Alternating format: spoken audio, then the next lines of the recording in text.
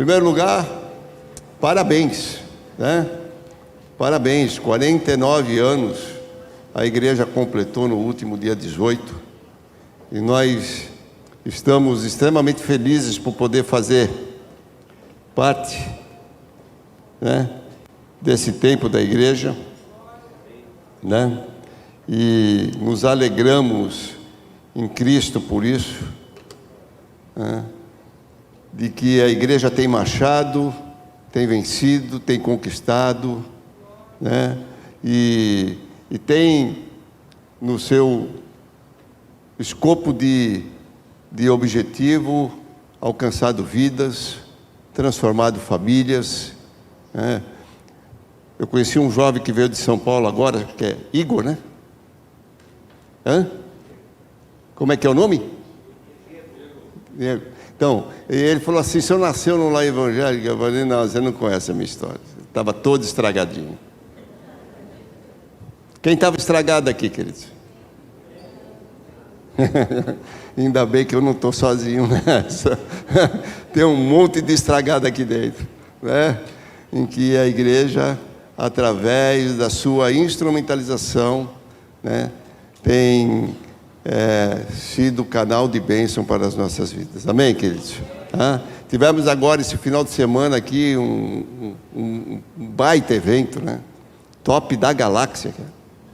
Sei que não pôde vir, né? Que foi com as nossas crianças, com os pré-adolescentes, né? Foi assim muito bom, né?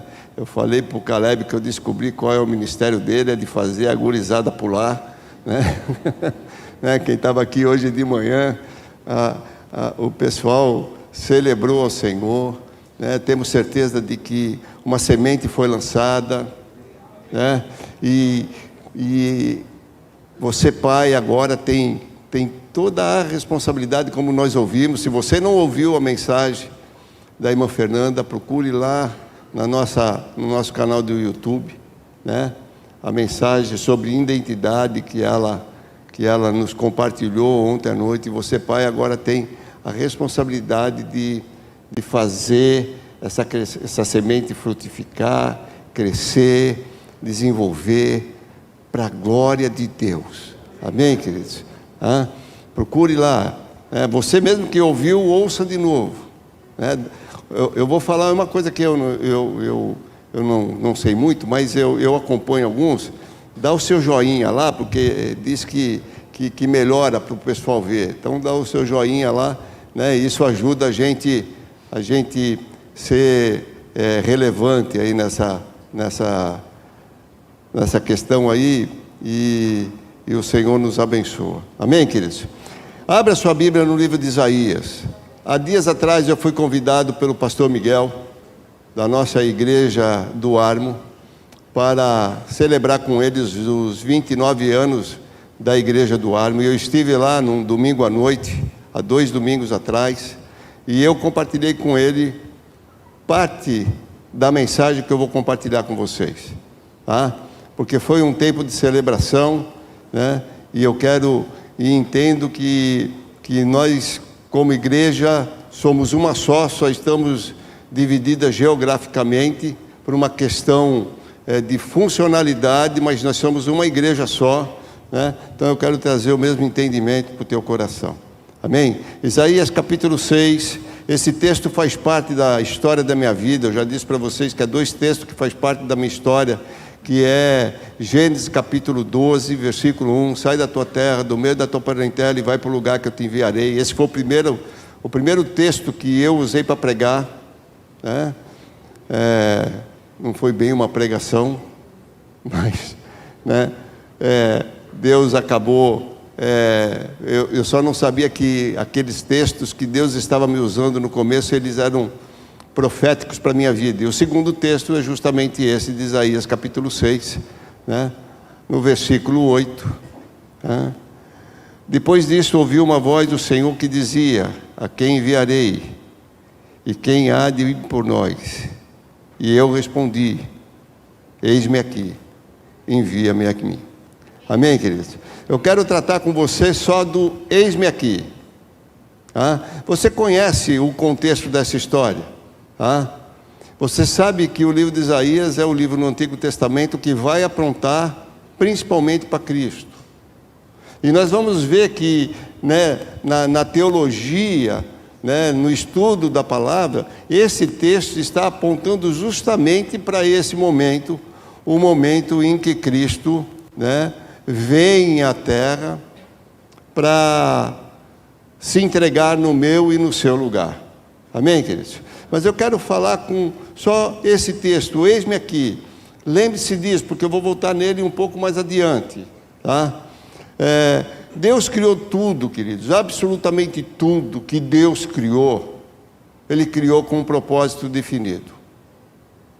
Deus criou tudo com um propósito definido. Deus estabeleceu, eu já disse isso aqui, essa igreja há 49 anos atrás, com um propósito definido. E um dos propósitos definidos dessa igreja está lá em Mateus capítulo 16, versículo 18.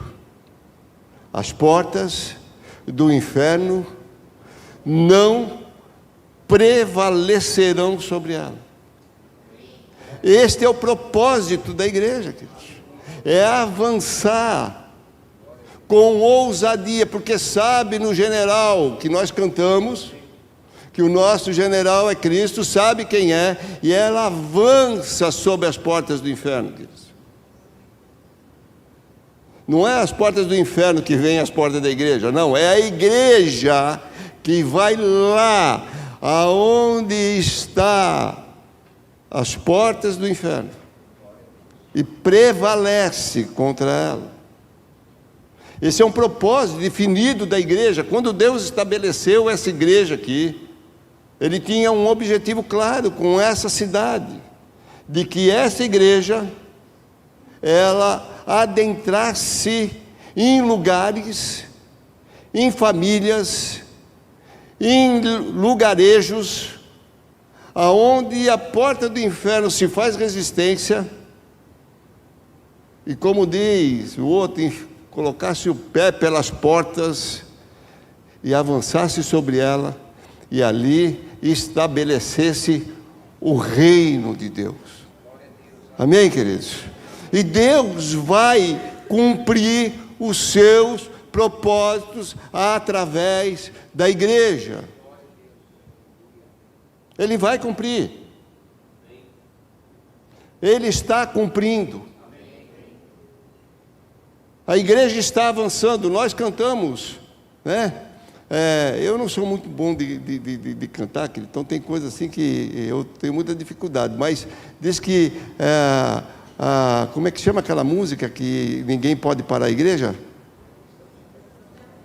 É essa daí, você lembrou dela, entende? Ninguém pode parar a igreja vai avançando, amém, queridos? Ela vai avançando. Você tem que crer nisso.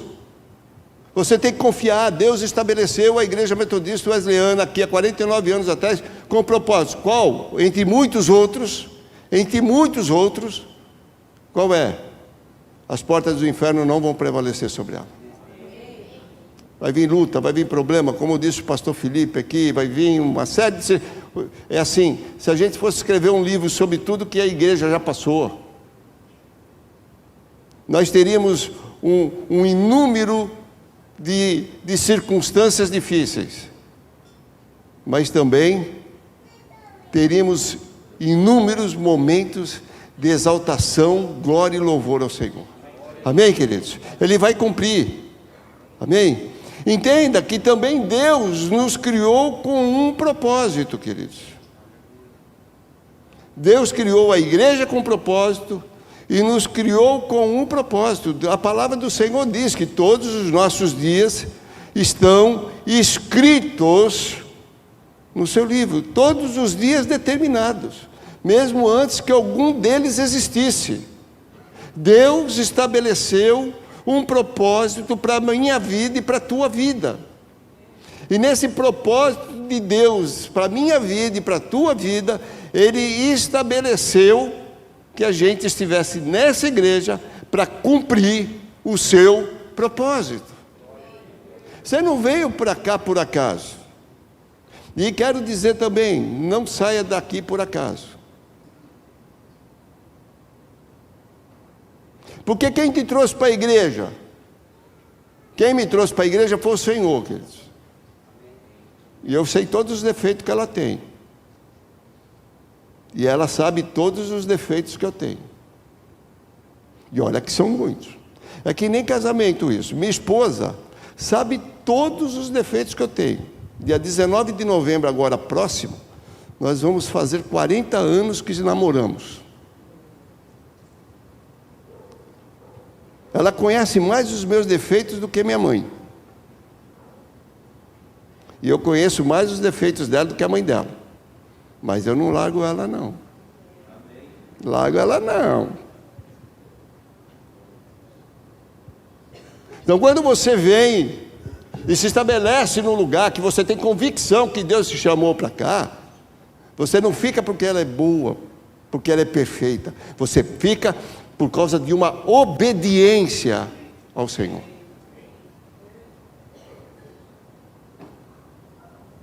Porque eu não sou dono mais da minha vida, queridos. O grande problema é que tem muita gente que é dono de si.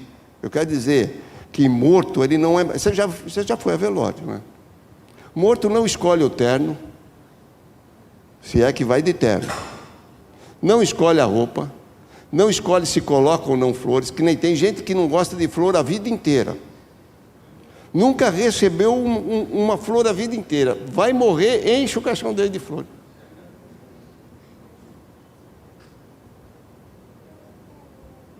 Tem gente que passa a vida inteira, ninguém dá um abraço. Ninguém. Chega lá, morrer, ai, tadinho dele, foi. Mas ele não fala nada. Por quê? Porque ele morreu. A Bíblia diz que nós morremos para nós mesmos, queridos. Se nós morremos para nós mesmos, nós não temos mais direito sobre a nossa vida. O grande problema nosso é que a gente está achando que ainda tem muito direito. Isso não está escrito nada aqui, querido. Não era nem para falar sobre isso. Entende? Mas Deus sabe todas as coisas. Então, todos os dias estão escritos. Amém, queridos? Eu creio nisso. E se é um desejo do meu coração, eu quero experimentar tudo que o Senhor tem e escreveu para a minha vida. Eu sonho com isso, eu anelo com isso, eu desejo isto. Apesar de ainda não saber de tudo o que está escrito lá. Então, entenda que tanto nós temos um DNA específico, a igreja tem o seu DNA específico. E Deus colocou a igreja aqui há 40 anos atrás e deu a ela toda a capacitação e habilidade para cumprir o seu propósito. É assim, é uma coisa doida que eu penso, mas isso só eu que penso. Quando Deus dá uma semente para uma mulher que vai dar um fruto, ela dá ao marido e à mulher toda a capacitação para ser pai e mãe. Então não tem desculpa, eu não sei ser pai. Não tem, está tudo lá dentro. Depende única e exclusivamente de você buscar. Porque Deus não vai dar nada para a gente sem antes nos instrumentalizar a respeito daquilo que Ele está passando para a gente. Nada. Então, nós precisamos entender que essa igreja e cada um de nós, com seu DNA específico, tem coisas específicas que Deus colocou no corpo dele, no corpo de Cristo, para que a gente possa cumprir e desenvolver o propósito que Ele tem, não só para a nossa vida, no seio da igreja, na comunhão entre os irmãos, mas também para desenvolver o propósito da igreja na sociedade, na cidade, no estado, no país. Está aqui, está tudo aqui. Porque o Senhor deseja que o seu amor seja conhecido através de cada um de nós. Como é que as pessoas vão conhecer o amor de Deus, queridos? Através de seus filhos. Agora, se Ele vai conhecer, se Ele quer revelar o seu amor através das nossas vidas, isso quer dizer que Ele já nos abençoou com isso. que Ele já colocou sobre nós a habilidade e a capacidade de amarmos as pessoas. Só que qual é o nosso conceito de amor, queridos? É um conceito de troca. Eu amo quem me faz bem. Eu amo quem atende a minha necessidade. Eu amo quem resolve os meus problemas. Não. Não. Não. Isso não é amor, queridos. Isso é interesse.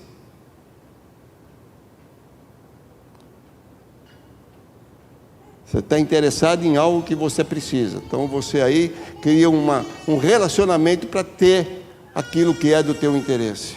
Amor é se dar sem esperar receber nada em troca.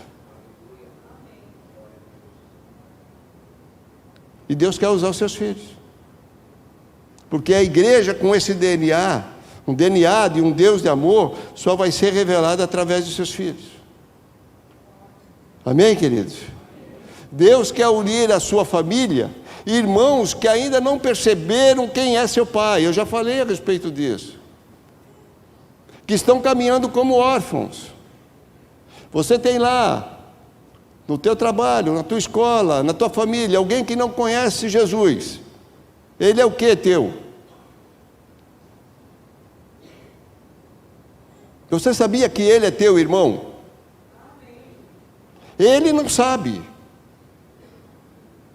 E como é que ele vai saber? Você falando que se ele não aceitar Jesus vai para o inferno?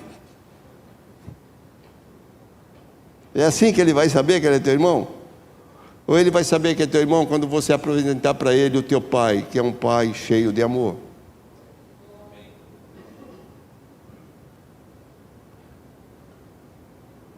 Então, diante desse DNA, queridos, há uma construção na nossa vida. E essa construção na nossa vida, ela serve como testemunho. Amém? Tudo bem? Tanto é que Jesus vai dizer assim, que Ele quer que a gente seja testemunha. Jesus não precisa de advogado, queridos. Né? Ele quer testemunha, Ele não quer advogado. Nada contra os advogados, mas Ele não precisa que ninguém defenda as causas dele. Ele sabe fazer isso com maestria. Tem gente que fica brigando na rede social, essa coisa, para com essa bobice. Jesus não precisa que ninguém defenda a causa dele. Ele sabe fazer isso melhor do que ninguém. Ele quer que você seja testemunha. E dentro dessa testemunha, eu ouvi um testemunho que eu vou tentar passar para você ver o que um DNA de uma igreja, de uma concepção, de um propósito de vida pode fazer na sua vida.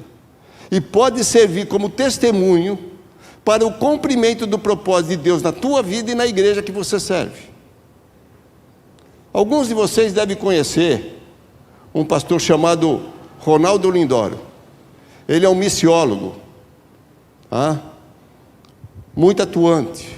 Eu conheço, já participei de conferências com ele, já viajei com ele, ele mora em Manaus, né? Então, é um homem assim, que tem no seu DNA, de entendimento de construção daquilo que Deus chamou para ele, né? O projeto missionário. Eu vi esses dias, olhando, que ele agradece as pessoas estarem orando por ele. Isso me chamou a atenção. E me chamou a atenção e eu fui ver. Na realidade, ele foi compartilhar que ele ficou sabendo que ele está com câncer de linfoma. E que agora ele está conhecendo a dimensão desse câncer. Ele é novo, ele é mais novo do que eu. E quais vão ser os processos de agora por diante para o tratamento dele. E aí ele vai testemunhar dentro disso que ele carrega para aqueles que estão orando por ele. Primeira coisa que ele vai dizer: nossas vidas estão verdadeiramente nas mãos de Deus. Tua vida está na mão de quem, queridos?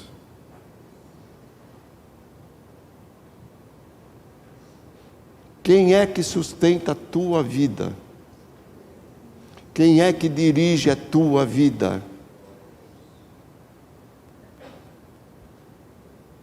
Ou Deus, Ele é só aquele que você vem no domingo na igreja, entende? Para se sentir bem. Eu já disse que servir a Deus dessa maneira não existe nada diferente do que servir a Baal. Porque vem a Deus simplesmente com o interesse de ter algo em troca. A minha vida está na mão de Deus, queridos. E por ela estar na mão de Deus, não dirijo mais a minha vida. Se você está dirigindo a sua vida, tome cuidado, que talvez a tua vida não esteja na mão de Deus. E aí quando vier o dia mau, porque o dia mau vem para todo mundo, queridos, você vai achar que Deus te deixou.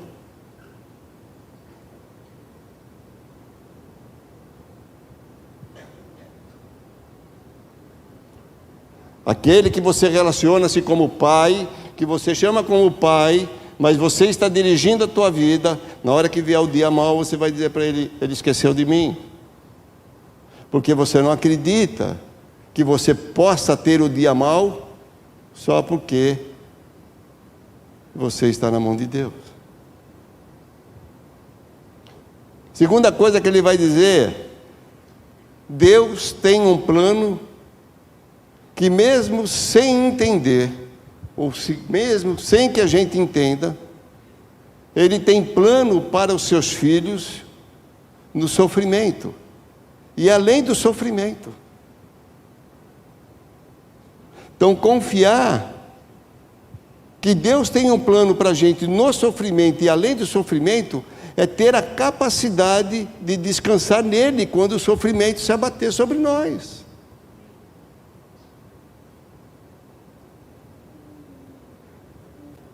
Amém? Vocês estão quietinhos?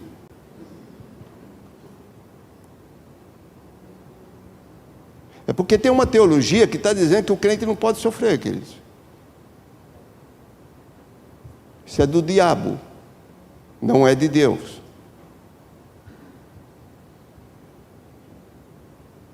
Simples assim. Se você tem esse pensamento é humanista, é humano. E se teu pensamento é humano, tome cuidado.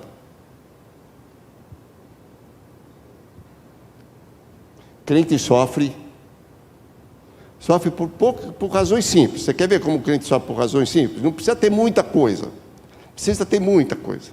O crente sofre porque luta contra a vontade da carne.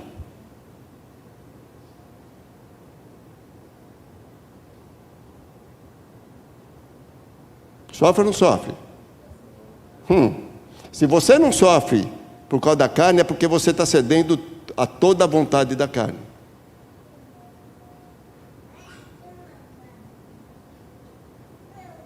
Não sofre, queridos. É uma luta. A Bíblia vai dizer que a carne milita contra o espírito. É uma luta. O crente sofre porque ele luta contra o mundo e as coisas que no mundo há. É uma luta.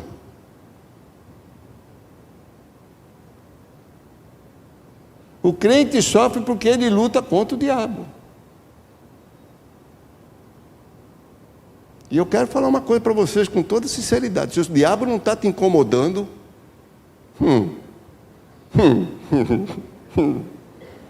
tem alguma coisa errada. Porque luz e trevas não caminham junto, queridos. Amém? Alguém está incomodando o outro.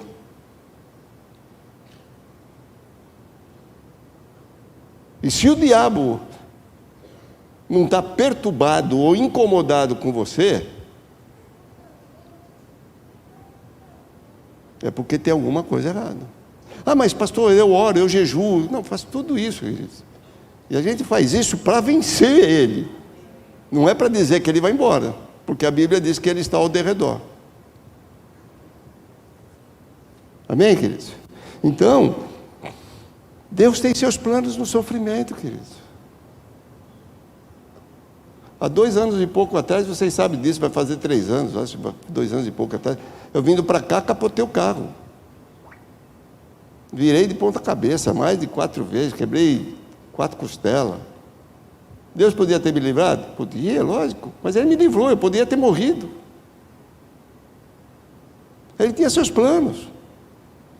Foi um tempo de ficar quieto, foi um tempo de repensar um monte de coisa, foi um tempo meu com Deus, porque de vez em quando Deus tem que fazer isso comigo, de vez em quando Deus tem que capotar os carros da minha vida, para eu parar.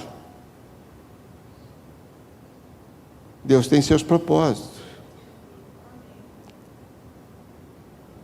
Terceira coisa que ele fala, se o Senhor é a nossa força, podemos ter absoluta paz no meio da aflição. Se o Senhor é a tua força, é a tua fortaleza, você vai passar pelo vale da sombra da morte, queridos. Ele não disse que você não vai passar.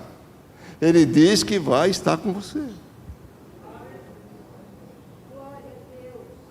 Nós vivemos momentos tristes, mas a tristeza não é algo que faz parte da nossa história, porque a alegria do Senhor é a nossa força. Amém?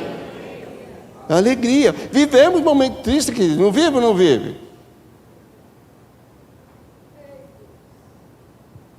Mas é só um momento, porque a alegria do Senhor é a nossa força. Então, no meio dessa circunstância, se o Senhor é a nossa força, podemos ter absoluta paz. E aí ele diz que, pensando nisso, ele lembrou do texto de 1 Samuel, capítulo 7, versículo 12. Né? 1 Samuel, capítulo 7, versículo 12. Se puder pôr aqui, eu agradeço. Vê se... Enquanto eu tomo uma aguinha aqui.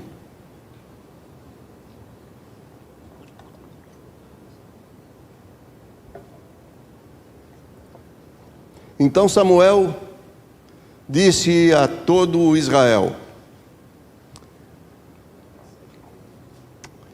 e agora que vocês têm um rei, eu falei 1 Samuel 7,12. 7,12. Isso. Então Samuel pegou uma pedra e a pôs entre Mispá e Sem. E lhe deu o nome de Ebenezer, dizendo: até aqui nos ajudou o Senhor.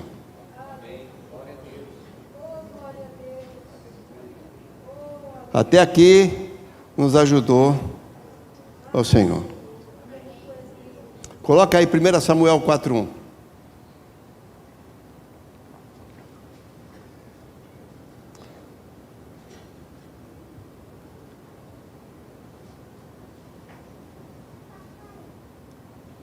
Aleluia.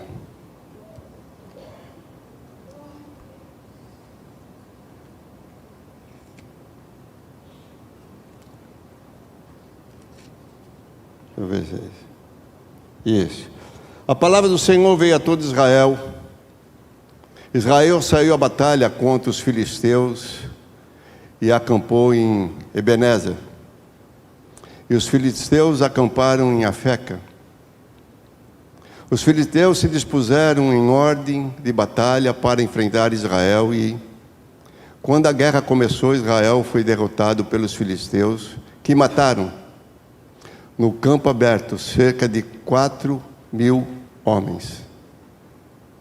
Quando o povo voltou ao arraial, os anciãos de Israel disseram: por que o Senhor nos derrotou? Porque quem derrotou? Porque o Senhor nos derrotou hoje em diante dos filisteus.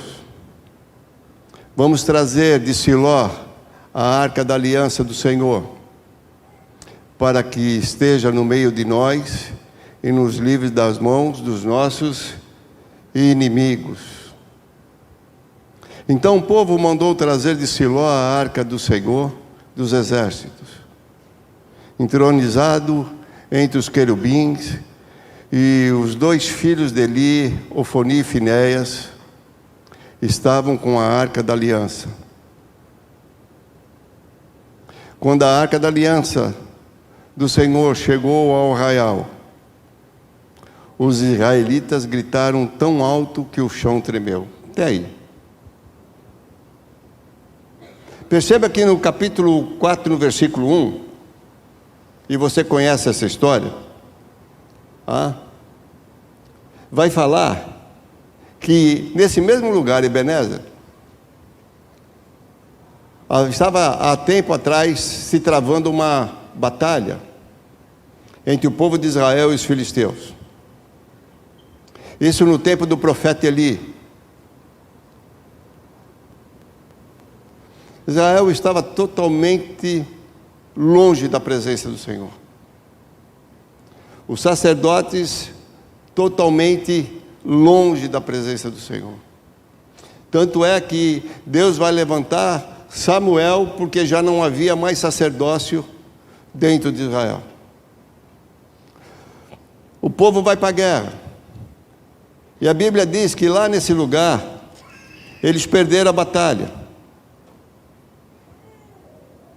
E não somente isso, neste texto vai falar de 4.000 homens, mas se você ler mais adiante, você vai perceber que mais de 30.000 homens morreram nesse dia, nessa batalha.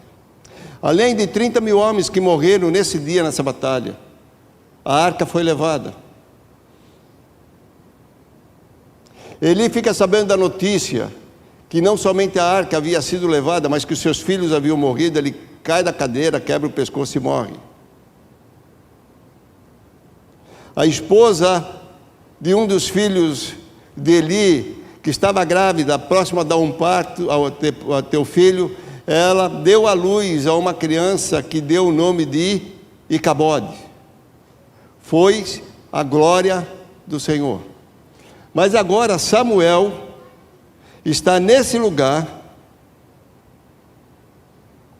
que é lembrado como lugar do dia mau, um lugar de derrota, um lugar de tragédia. Samuel está erguendo um memorial ao Senhor e dando a esse lugar um novo significado. E o significado é: até aqui nos ajudou o Senhor. O que parece estranho, que o memorial de vitória é levantado aonde as lembranças eram remetidas a uma derrota, a uma humilhação.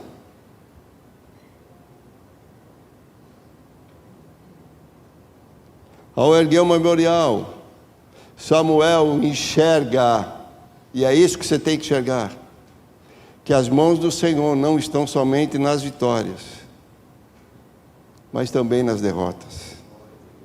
Não amei apenas no momento de consolo, mas no momento de disciplina. Não somente quando Ele abraça, mas quando Ele corrige. Não somente no tempo de alegria, mas também quando enfrentamos tempos de enfermidades, de tristeza, de angústia, amargura. A mão do Senhor está sobre nós. Ebenezer é levantar os nossos olhos para trás e reconhecer que mesmo diante de tempos terríveis, de batalhas, de derrotas, talvez para você e para mim, de perguntas não respondidas, isso acontece contigo?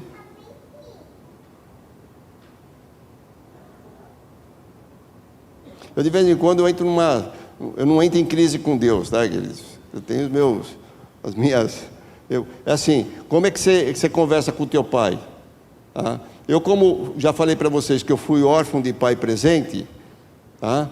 Então eu tenho um relacionamento com meu pai celestial muito tranquilo, muito aberto. Então eu não tenho assim, eu não fico lá amantíssimo, digníssimo, não.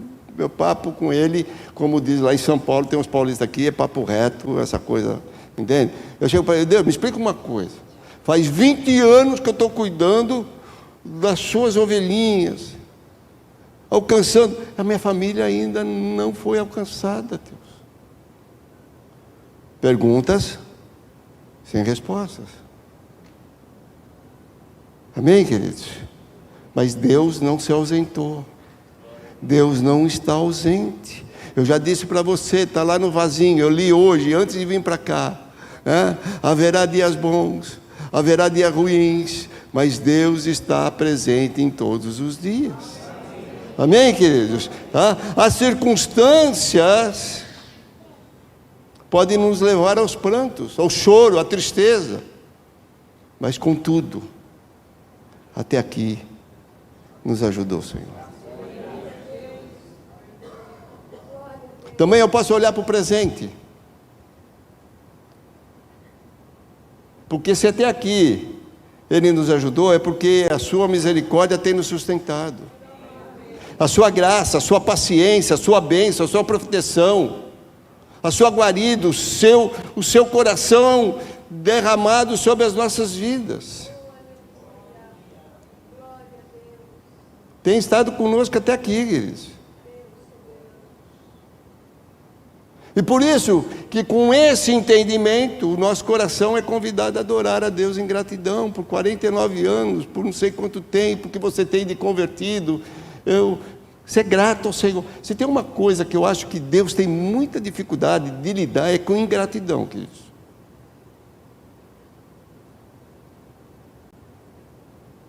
Nós não podemos ser ingratos para o Senhor, pelo que Ele tem feito na nossa vida. Amém, queridos? Seja grato, um profundo contentamento, sabendo que Ele está com você até agora, porque até aqui nos ajudou o Senhor.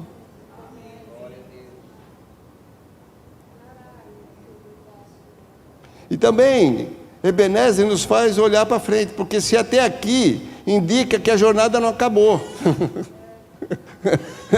Até aqui, é verdade, até aqui hoje, né? Mas a jornada não terminou.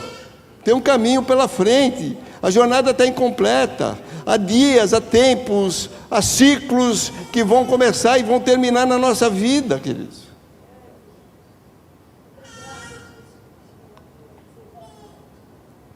Vão começar. E amanhã não vai ser diferente, depois da manhã não vai ser diferente. Nenhuma tragédia na sua vida, na sua história, será maior do que a bondade do Senhor na sua vida. Nenhuma tragédia será maior que a bondade de Deus na tua vida. Por isso que Paulo, nesse entendimento, vai falar em Romanos, capítulo 12, versículo 1, que a gente tem que mudar o nosso entendimento, a forma de como a gente vê, como a gente se percebe, como a gente entende. Amém, queridos? Então, diante desse testemunho, perceba uma coisa, que Paulo, escrevendo a Efésios, vai dizer que Deus já nos abençoou, Ele não vai nos abençoar, Ele já nos abençoou, agora, hoje, todos os dias, com todas as bênçãos espirituais nas regiões celestiais. Amém, queridos? Então, nós não estamos aqui para ser abençoados, nós já fomos abençoados, nós estamos aqui porque o nosso DNA é abençoar quem está lá fora.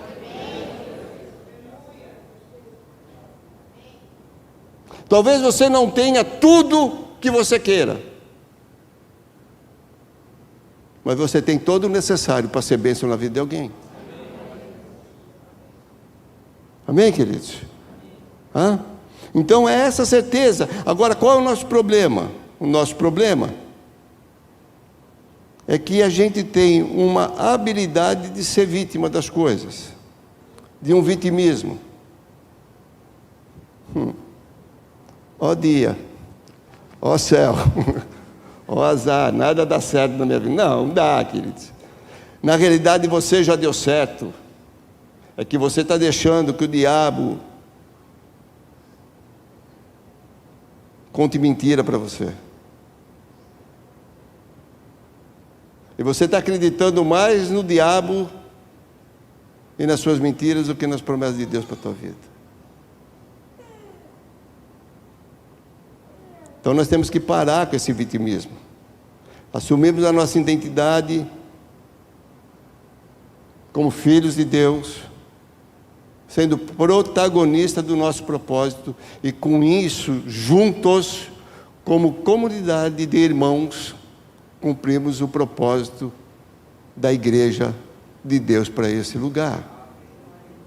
E agora eu vou terminar, porque eu tenho 18 segundos.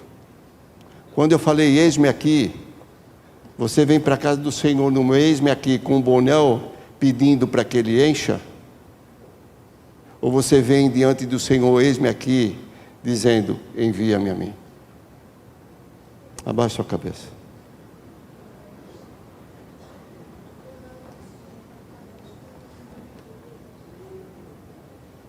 Fale com o Senhor, queridos.